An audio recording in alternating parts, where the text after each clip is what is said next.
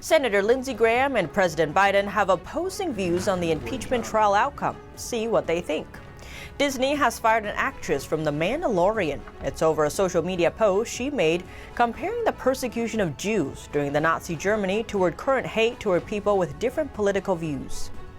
And a top Texas official said on Wednesday he would push for state legislators to pass a bill that would require events receiving public funding to play the National Anthem. Tune into Deep Dive as we explore these topics and more.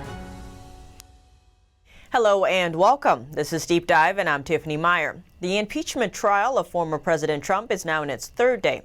Senator Lindsey Graham is predicting the trial will conclude by Sunday. He argues the number of senators who will vote against the article of impeachment is growing.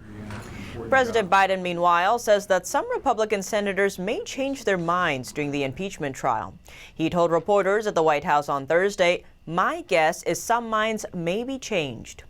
Democrats must convince at least 17 Republican senators to vote to convict Trump, or he will be acquitted. That number may be even bigger, as 10 Democrats have said they're waiting to decide on how to vote, and they've declined to outline their stance. Some 35 GOP senators have indicated or pledged to vote to acquit. While impeachment proceedings continue inside, dozens of House Republicans want the security fence around the Capitol to come down. 41 House Republicans want Speaker Nancy Pelosi to take down the steel barrier around the Capitol. They're concerned it might become permanent. They write, "We urge you to remove the barbed wire fencing surrounding the Capitol and send the National Guard troops home to their families. It's time for healing, and it's time for the removal of the fencing so the nation may move forward." They admit that the violence on January 6th was horrific and that stronger security was needed at the time. But they say it is time for Congress and its representatives to stop hiding. The American people see through the double standard. Members of Congress cannot demand more security and protection for themselves after they decried federal law enforcement activity across American cities last summer. Late last month, the Department of Homeland Security said it does not have any information to indicate a specific, credible plot against the Capitol. The Epoch Times reached out to Security Committee members for comment, and just a few responded. Republican Senator Cindy Hyde-Smith said she'd prefer to see the fence come down as soon as possible.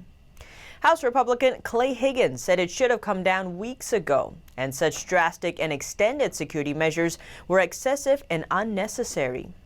And House Democrat Donald Payne Jr. says he believes it's a question for the Capitol Police. Now let's talk about school reopenings. After months of negotiations and a hostile standoff, Chicago's teachers union has struck a deal to return to class. The union president criticized the agreement, saying it's a disgrace school openings weren't delayed to ramp up vaccinations. But Mayor Lori Lightfoot and Chicago Public School CEO say this gives families the option to choose in-person learning. The union said 13,681 members voted to approve the agreement, and 6,585 voted against it. The first wave of staff and students in pre-K and special education are due back on Thursday, but families still have the option for remote learning. Students in K through 8 will return in segments between March 1st and March 8th for limited classroom instruction. High school students have no plans for in-person learning yet. The Biden administration just clarified its goal to reopen schools actually means for half of all schools to have some in-person teaching at least one day a week. A reporter asked why the bar wasn't set higher. Press Secretary Psaki said this is a bold and ambitious agenda. They want to build off it. When asked why the administration didn't mention the one-day-a-week goal, Psaki said it was because she only asked about the goal to reopen most schools. While all eyes are on the risks associated with the virus, some say there are other factors that should be considered. Policy Director of Independent Women's Forum, Hadley Heath Manning, told the Epoch Times that lockdowns can cause many other risks, such as mental health problems, substance abuse, and delayed health care for some effective procedures or chemotherapy for cancer patients, and so on. She referred to studies and reports from the Journal of Pediatrics, The Lancet, and Health Affairs. She said these studies suggest that school closures have more risks, more downsides, more harms to students, and are not justified that schools should be reopened for in-person learning. It's a concern shared by many parents across the country.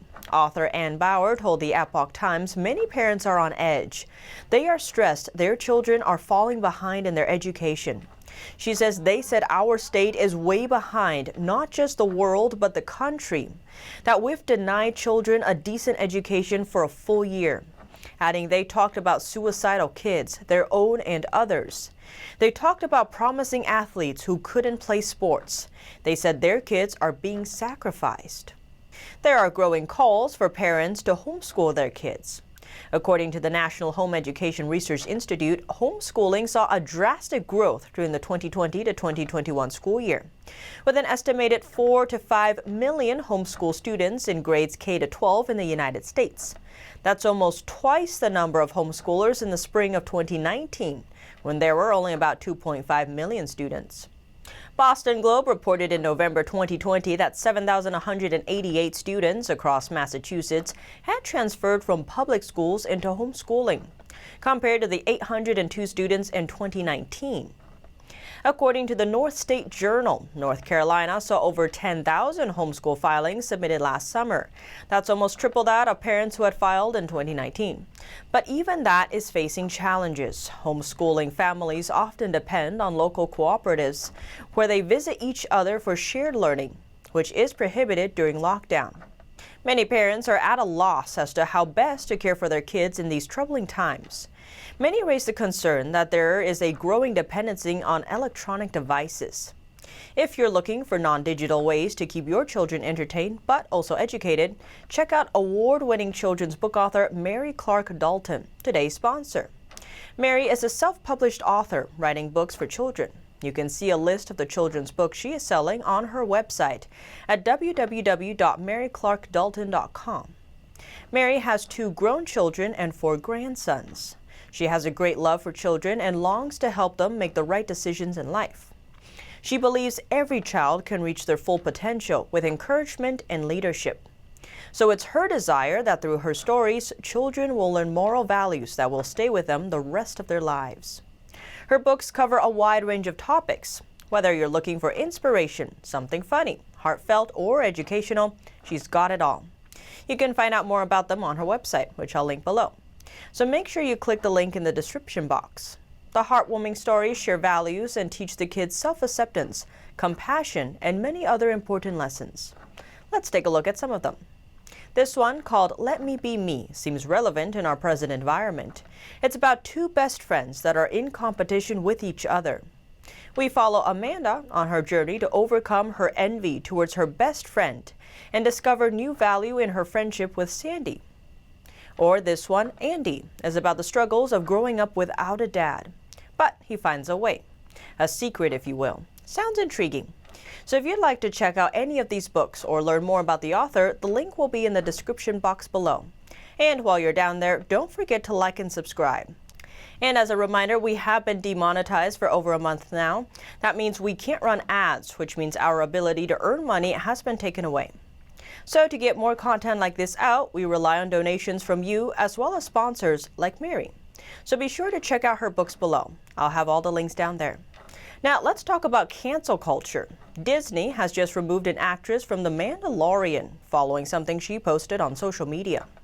The actress Gina Carano shared a post on Instagram that has since been removed, comparing the persecution of Jews during Nazi Germany toward current hate toward people with different political views. Carano wrote, "Jews were beaten in the streets, not by Nazi soldiers, but by their neighbors, even by children." She added, "Because history is edited, most people today don't realize that to get to the point where Nazi soldiers could easily round up thousands of Jews, the government first made their own neighbors hate them simply for being Jews." She concluded by asking, how is that any different from hating someone for their political views? According to a statement from the television production company Lucasfilm, Gina Carano is not currently employed by Lucasfilm and there are no plans for her to be in the future. There's been mixed reactions to the news, some applauding Lucasfilm's move, with Fire Gina Carano trending as a hashtag on Wednesday, while others call the move hypocritical. Some launched a petition titled Bring Back Gina Carano, and the hashtag Cancel Disney Plus was trending for some time. It's not just TV that's seeing controversy. Sports is also in the spotlight. The owner of an NBA team is coming under fire after directing the team to stop playing the national anthem before home games. The NBA's Dallas Mavericks is breaking a tradition upheld by almost every major sports team in America. The team is no longer playing the national anthem before home games. This is at the direction of Mavericks owner Mark Cuban. Cuban declined to explain the reasoning behind the decision. And now a top Texas official said on Wednesday he would push for state legislatures to pass a bill that would require events receiving public funding to play the national anthem. The act is known as the Star-Spangled Protection Act, or Senate Bill 4. Lieutenant Governor Dan Patrick said in a statement, "It is hard to believe this could happen in Texas." But Mark Cuban's actions of yesterday made it clear that we must specify that in Texas, we play the national anthem before all major events. He went on to say, "In this time when so many things divide us, sports are one thing that bring us together, right, left, black, white, and brown.